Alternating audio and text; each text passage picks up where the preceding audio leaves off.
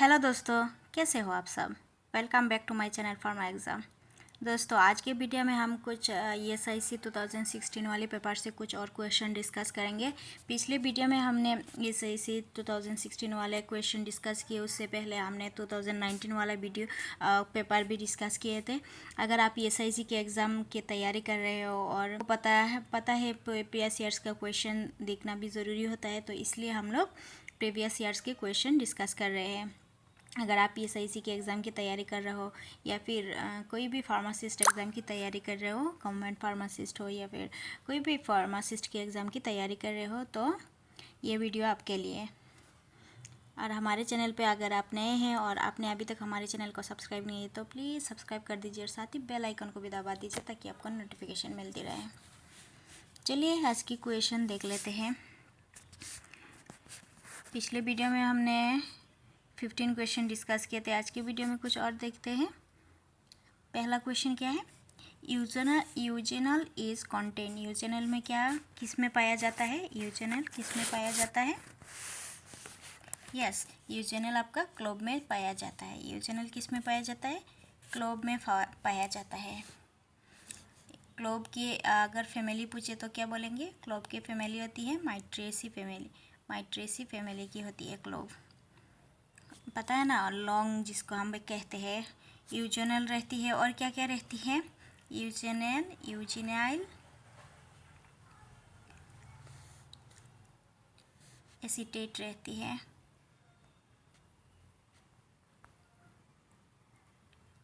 यूजेनाइल acetate, यूजेनाइल ये क्या है, ये क्लोब की कॉन्स्टिट्यूएंट है।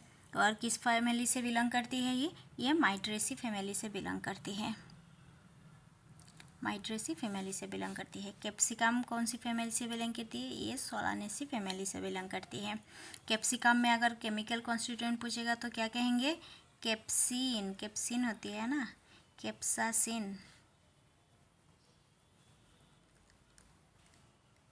कैप्सासिन होती है कैप्सिकम में। फिर आपको कार्डामम पूछेगा तो क्या बोलेंगे, कार्डामम में, कार्डामम का फैमिली क्या है, ये जिंजीबेरी फैमिली से होती है ना, जिंजीबेरिएसी फैमिली से होती है। कार्डामम में क्या पाया जाता है, कार्डामम में आपका कार्डामम कौन सी फैमिली से, कार्डामम आपका जिंजीबेरी फैमिली से होती है, जिंजीबेरी से होती है। और केमिकल कॉन्स्टिट्यूएंट पूछे तो क्या बोलेंगे, सिनोल होती है, सिनोल होती है। कार्डामम क्या केमिकल कॉन्स्टिट्यूएंट क्या है, सिनोल है। और अगर कोरिएंडर की बात करें तो ये अम्बेलिफेरी फैमिली से होती है और इसमें क्या पाया जाता है, लिनालोल पाया जाता है। अराउंड 72% क्या पाया जाता है, लिनालोल पाया जाता है। क्लोब में क्या होती है, यूजेनाइल एसीटेट, ये क्लोब में पाया जाता है। कैरियोफाइलिन क्लोब में पाया जाता है। कैप्सिकम में क्या पाया जाता है, कैप्सिसिन। चलिए नेक्स्ट क्वेश्चन देखते हैं। Tuberculosis is diagnosed bye, tuberculosis किससे डायग्नोस किया जाता है, पता है। ट्यूबरक्लोसिस हम मोन्टेल्यूका टेस्ट किया जाता है, मोन्टेल्यूकास टेस्ट से ट्यूबरक्लोसिस को डायग्नोस किया जाता है। वाइडल टेस्ट किसके लिए होती है, ये टाइफाइड के लिए होती है। वाइडल टेस्ट किसके लिए होती है, टाइफाइड के लिए होती है। और वाइडल टेस्ट, टाइफाइड क्या है, ये बैक्टीरियल डिजीज़ होती है। इलिसा टेस्ट HIV के लिए होती है ना, HIV के लिए होती है। चलिए नेक्स्ट क्वेश्चन देखते हैं। One of the following is communicable disease, इनमें से कौन सी कम्युनिकेबल डिजीज़ है। One of the following is a communicable disease, इनमें से कौन सी है जो कम्युनिकेबल डिजीज़ है। तो इनमें से कैंसर, डायबिटीज़, हाइपरटेंशन, ये नॉन कम्युनिकेबल डिजीज़ होती है। कैंसर, डायबिटीज़, हाइपरटेंशन क्या है, नॉन कम्युनिकेबल डिजीज़ है। और फाइलेरिसिस क्या है, कम्युनिकेबल डिजीज़ है।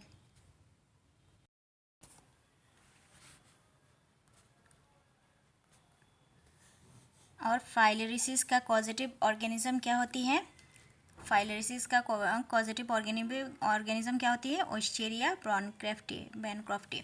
ओस्टेरिया ब्रेनकॉफ्टी क्या होती है, फाइलोरेसिस की कॉजेटिव ऑर्गेनिज्म, एंड ये क्या होती है, पैरासाइटिक इन्फेक्शंस होती है, पैरासाइटिक इन्फेक्शंस में आती है, निमाटोइड के द्वारा इन्फेक्ट होती है, क्या है, कम्युनिकेबल डिजीज है।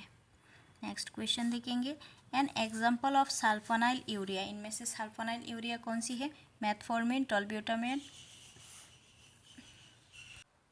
तो सल्फोनाइल यूरिया के एग्जाम्पल्स क्या है, मेथफॉर्मिन, सल्फोनाइल यूरिया क्या होती, इनमें से कौन सा है, सल्फोनाइल यूरिया, सल्फोनाइल यूरिया इनमें से कौन सी है, ये क्या होती है, टोल्ब्यूटामाइन, टोल्ब्यूटामाइन क्या होती है, सल्फोनाइल यूरिया। मेथफॉर्मिन क्या होती है, ये बाइगुआनाइड्स में आती है, बाइगुआनाइड्स में आती है। रोसिग्लिटाजोन क्या होती है, ये आपका थायाजोल, ये आपका थायाजोलिडिन डायोन्स की होती है, थायाजोलिडिन डायोन्स की क्या होती है, रोसिग्लिप्टाजोन। और रिपाग्लिनाइट क्या है, ये आपकी रिपाग्लिनाइट क्या है, रिपाग्लिनाइट मैग्लेटिनाइट्स होती है, मैग्लेटिनाइट्स होती है, याद रखना है। और सल्फोनाइल यूरिया का और एग्जांपल क्या है, टोल्ब्यूटामाइड, ग्लिबेनक्लेमाइड, ग्लिबेनक्लेमाइड भी क्या होती है, सल्फोनाइल यूरिया होती है, ग्लिबेनक्लेमाइड, ग्लिपामाइड ये क्या होती है, सल्फोनाइल यूरिया है। बाइगुआनाइड, मेथफॉर्मिन, फेनफॉर्मिन आती है।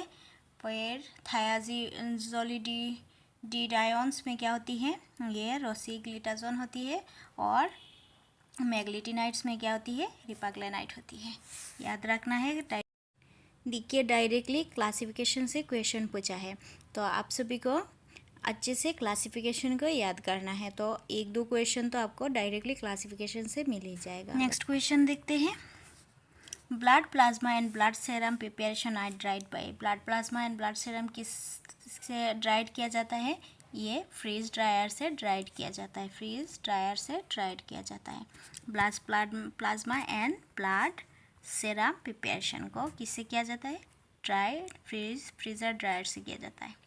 नेक्स्ट क्वेश्चन देखते हैं, the medical agent used for the increase in urine output is known as, इसको हम क्या कहते हैं, increase in urine output, urine output को इंक्रीज करने के लिए जो एजेंट यूज़ किया जाता है उसको हम क्या कहेंगे, डाईयूरेटिक्स। यूरिनरी एंटीसेप्टिक्स नहीं कहेंगे, स्टिमुलेंट भी नहीं और एंटीसेप्टिक भी नहीं, उसको हम क्या कहेंगे, डाईयूरेटिक्स। आप हमें कमेंट करके बताइए कुछ डाईयूरेटिक्स के एग्जांपल्स आज हमारे कमेंट करके बताइए। अगर आपको वीडियो अच्छी लगे तो प्लीज़ लाइक और शेयर कर दीजिए। नेक्स्ट क्वेश्चन देखेंगे, फेनोबार्बिटन इज ए, फेनोबार्बिटन क्या होती है, ये सेडेटिव होती है, फेनोबार्बिटन क्या होती है, सेडेटिव होती है, बार्बिचुरेट क्लास की होती है। फेनोबार्बिटन किस क्लास से होती है, बार्बिचुरेट क्लास की होती है, सेडेटिव यूज़ किया जाता है। फिर आपका एंटी सीजर में भी दिया जाता है, एंटी सीजर मेडिसिन भी है, सेडेटिव में भी दिया जाता है फेनोबार्बिटन को। और क्या है, ये बार्बिचुरेट क्लास की है। बार्बिचुरेट क्लास की अगर और एग्जांपल्स पूछे तो आप क्या कहेंगे, एमोबार्बिटल, सेकोबार्बिटल, ये सब क्या है, बार्बिचुरेट है, याद रखना है। एंटीटासिव का अगर एग्जांपल्स पूछे तो क्या कहेंगे, एंटीटासिव एजेंट क्या होती है, डेक्स्ट्रोमेथोप्रिन होती है ना, एंटीटासिव जो कॉफ रिलीफ में दिया जाता है, सप्रेस कॉफ को सप्रेस करती है, डेक्स्ट्रोमेथोप्रिन। फिर कोडीन, मॉर्फिन, ये सब क्या होती है, एंटीटासिव एजेंट होती है। एंटीसाइकोट्रिक तो ड्रग आपको पता है, हेलोपेरिडोल, फिर आपका थायोरिडाक्सिन, फिर थायोथाइक्सिन, फिर लॉक्सापिन, ये सब क्या होती है, ये एंटीसाइकोट्रिक ड्रग होती है। फिर एंजियोलाइटिक में क्या आती है, एंजियोलाइटिक ड्रग लोराज़ापाम, क्लोनाज़ापाम, अल्प्राजोलाम, ये सब क्या होती है, बेंजोडाइजेपिन्स, ये सब डाइज़ापाम, क्लोराज़ापाम, ये सब आपका ज़ापाम्स जो ये किस में आती है, एंजियोलाइटिक ड्रग में आती है। नेक्स्ट क्वेश्चन देखेंगे, an analgesic containing para aminophenol group is, para aminophenol group किसको कहते हैं, पता है सभी को। पैरा एमाइनोफिनॉल क्या होती है, पैरासीटामोल होती है, जिसका हम और क्या जानते हैं, एसिटामिनोफेन भी जानते हैं ना। और पैरासीटामोल की ओवरडोज में क्या दिया जाता है, एसिटाइल सिस्टीन को दिया जाता है, याद रखना है। पैरा एमाइनो पैरासीटामोल का क्या कहते हैं? पैरा एमाइनोफिनॉल कहते हैं, पैरा एमाइनोफिनॉल। और एस्पिरिन को क्या कहते हैं? एस्पिरिन को हम क्या नाम से जानते हैं? Acetyl salicylic acid, acetyl salicylic acid. और हम एस्पिरिन को क्या जानते हैं, किस नाम से जानते हैं? एस्पिरिन का अगर पूछे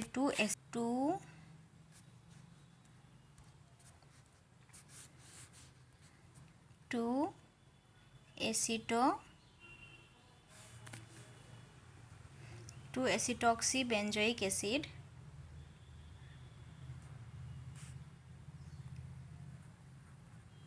उसको हम क्या कहते हैं? एस्पिरिन कहते हैं। और एसिटाइल सैलिसाइलिक एसिड भी क्या होती है? एस्पिरिन होती है। इसको याद रखना है, 2-एसिटॉक्सी बेंजोइक एसिड, 2-एसिटॉक्सी बेंजोइक एसिड क्या होती है? एस्पिरिन होती है। इसको अच्छे से याद रखना है आपको। नेक्स्ट क्वेश्चन देखते हैं। एसिटाइल सैलिसाइलिक एसिड इसमें दिया हुआ है। एसिटाइल सैलिसाइलिक एसिड किसको कहते हैं? अभी देखा है। एस्पिरिन को क्या कहते हैं? Acetyl salicylic acid. एस्पिरिन को क्या कहते हैं? Acetyl salicylic acid. और 2-एसिटॉक्सी बेंजोइक एसिड, 2-एसिटॉक्सी बेंजोइक एसिड कहते हैं। 2-एसिडॉक्सी बेंजोइक एसिड भी कहते हैं और एसिटाइल सैलिसाइलिक एसिड भी कहते हैं। याद रखना है, पूछ सकता है। नेक्स्ट क्वेश्चन देखेंगे। क्लोरोप्रोमाजिन इज एन एंटीसाइकोट्रिक ड्रग पोसेसिंग। क्लोरोप्रोमाजिन में क्या रहती है? ये फेनोथायाजिन होती है, फेनोथायाजिन होती है, फेनोथायाजिन।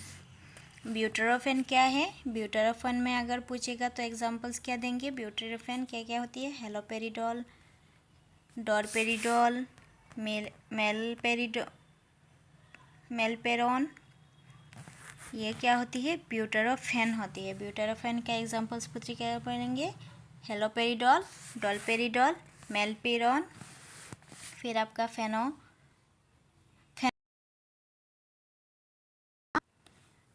अगर थायोजेंथिन का एग्जांपल्स पूछे तो आप क्या कहेंगे?